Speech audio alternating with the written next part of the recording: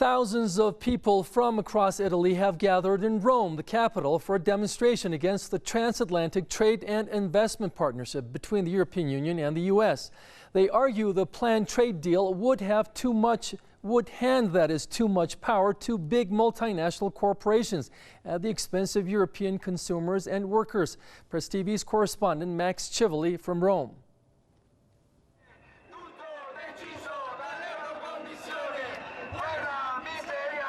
At least 5,000 people marched through the streets of Rome on Saturday in protest against a planned free trade agreement between the European Union and the United States.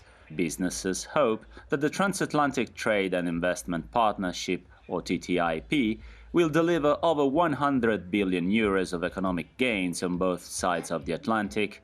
However, anti-TTIP movements deem the deal as anti-democratic and fear it will lower food safety, labor and environmental standards. The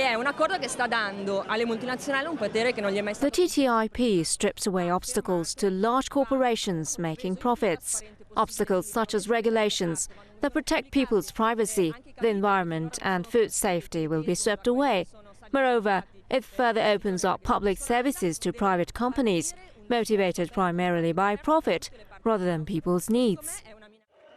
Another highly controversial point of the trade deal is that the European Commission intends to introduce an investment court system in the TTIP. Critics argue that special courts would provide foreign investors a trump card against states under the proposed plan. Under the TTIP, special courts for certain groups of litigants would be created, and that is a big mistake. It would limit the legislative powers of the member states and the EU to an unacceptable extent. Anti-TTIP protesters also want to know why the European Commission has kept them in the dark about the trade deal with the US. Last year, the Commission introduced rules that allowed politicians to only view the draft text of the agreement in secure reading rooms in Brussels.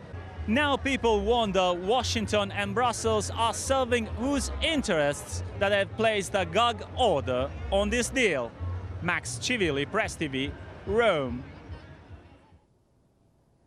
And that's a wrap for now. Thanks a lot for joining us. Up next in a couple of minutes, a recap of the hour's top stories. Stay with us.